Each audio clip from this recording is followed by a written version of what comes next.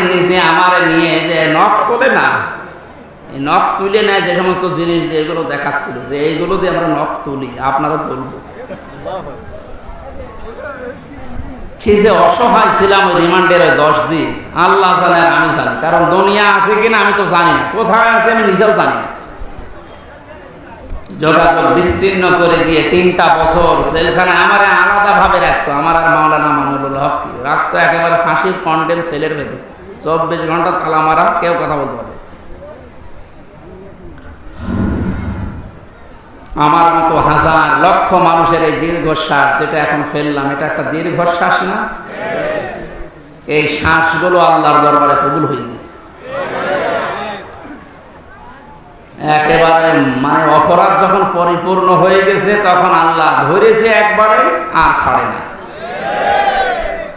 আল্লাহ রাব্বুল আলামিন এই যে মানুষগুলোর জন্য কোরআনের কথা বলতে আমরা আসতে পারতাম না, আজকে একেবারে ওপেন ভাবে বলার মতো সুযোগ দিলে আল্লাহর জমিনে আল্লাহর কথা বলবো 96% মুসলমানের দেশে মাত্র কয়েকটা মালায়ালের কারণে বলতে পারতাম না। ওদের হেদায়েত কারণে আসলে লাভ নেই। অনেকে বলে যে হুজুর ওদের জন্য দোয়া করেন, ওদের জন্য দোয়া করে হবে না, কারণ আল্লাহু লা ইয়াহদিল কওমাজ জালিমিন, জালেমদেরকে আল্লাহ হেদায়েত দেয় না। আল্লাহ যখন বলছে জালেমদের হেদায়েত দেব না, আমি দোয়া করে করবো কি? সুতরাং দোয়া করে যখন হবে না তো বদদোয়া করি। আল্লাহ ওরা যা কামাই করেছে বৈধ অবৈধ ভাবে, বৈধ তো না, সবই অবৈধ, কারণ চাকরিও অবৈধ। ঘুষ দিয়ে চাকরি দিয়েছে, হয় কোটায় পেয়েছে না ঘুষ দিয়ে পেয়েছে। আর এর দ্বারা যত কিছু কামাই করেছে ডান হাত বাম হাত আরো বিভিন্ন হাত দিয়ে, সব টাকা হারাম। আমার বাবার কাছ থেকে যা নিল আপনি কি এটা হালাল মনে করছেন? ওরা হারাম না? এই টাকাগুলো এখন যারা দায়িত্বে আছে সরকারের আহ্বান জানাবো, দেশকে উপরে তুলতে হলে এই শয়তানদের টাকাগুলো সব নিয়ে আসে। কোন মানবতা এদের প্রতি নেই। এদের যেমন মানবতা ছিল না, এদের এই টাকা পয়সা ঘর বাড়ি জমি জায়গা যা করেছে সব বিক্রি করে এসে রাষ্ট্রের কোষাগারে জমা দিন। দেখেন আর এদের স্বাধীন করার জন্য যারা হাত হারিয়েছে, পা হারিয়েছে, চোখ হারিয়েছে, 5 তারিখে আমার কুষ্টিয়ায় আমার সামনে 14 জন মারা গেছে। আমি পরের দিন সকালে কয়েকজনকে বাড়িতে দেখতে গিয়েছিলাম যে কিভাবে চলছে দেখি। 2 মাস চলার মতো যা লাগে খাদ্য খোরাকি দিয়েছি। হাসপাতালে যে আমি দেখতে গেলাম, দেখি একজনের হাত নেই, একজনের লজ্জাস্থান নেই, এমন জায়গায় গুলি লিগিয়েছে, লজ্জাস্থান উড়ে গেছে। এই জায়গায় ঠেকিয়ে লাগিয়েছে গুলি, এই বুকে লাগিয়েছে গুলি। এই যে অসহায় মানুষগুলো চিৎকার করছে, হাড় ভেঙে চলে গেছে, 4-5টা হাড় একেবারে ভেঙে গেছে। এখানে কুষ্টিয়ায় হবে না, নিয়ে যাও যশোরে, যশোরে হবে না, নিয়ে যাও ঢাকায়, এভাবে দৌড়াচ্ছে। আমরা আহ্বান জানাবো এই মানুষগুলোর অবদান যেন আমরা অস্বীকার না করি।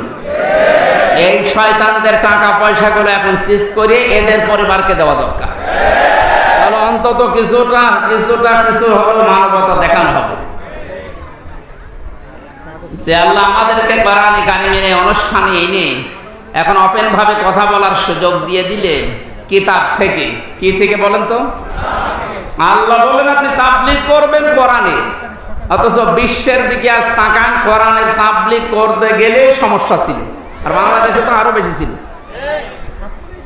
আমি কয়েকদিন আগে মালয়েশিয়া, সিঙ্গাপুর সহ কয়েকটা দেশ থেকে ঘুরে আসলাম। ওই সমস্ত দেশে তো, সিঙ্গাপুরে আমার মনে হয় 96% খ্রিস্টান আর বৌদ্ধ, মুসলমান 4%। ওখানে তো কোরআনের কথা বলতে নিষেধ নেই। আর এখানে 96% আমরা মুসলমান বাস করতাম, এরপরও কিতাব থেকে কথা বলতে গেলেই বাধা। হ্যাঁ, আপনি বাবার জীবনী বলেন, অসুবিধা নেই, বাবার জীবনী রংসং দিয়ে বলেন, কোনো অসুবিধা নেই। সে বাবা মরা হোক আর জিন্দা হোক, কথা বলতে গেলে বাধা দিত। কিসের কথা? আল্লাহ এই জন্য ইয়াসিমুকামিনান নাস দিয়েছেন। আমি জানি যে বাধা আসবে, বিভিন্ন সময় কোরআনের কথা বলতে বলতে গিয়ে বাধা এসেছে এবং আসবে। আপনাকে আমি আল্লাহ নিজে সাহায্য করব। ওই আল্লাহ এখন নেই। এখনো যদি সত্যি আমাদের ঈমান ওই পর্যায়ে পৌঁছি, আমরা কোরআনের তাবলীগ আরম্ভ করি, দল মত নির্বিশেষে সবাই, আল্লাহর সাহায্য এখনো দেখা সম্ভব। ইন্নাল্লাহা লা ইয়াহদিল কওমাল ফাসিকিন। ইন্নাল্লাহা লা ইয়াহদিল কওমাল কাফিরিন। আল্লাহ বলেন কাফের যারা সত্যকে জানার পরে গোপন করে রাখে এরা হচ্ছে এক প্রকার কাফের। কাফের মানে গোপনকারী। কাফের মানে কি? এই জন্য মুসলমানদের ভেতরে অনেক নামধারী কাফের এখন আছে, যারা সত্যকে সত্য জানার পরও এখনো গোপন করছেন। ইহুদি খ্রিস্টানদের টাকা পয়সা খেয়ে সত্যটা বলতে চাচ্ছেন না, আপনি আর এক ধরনের কাফের।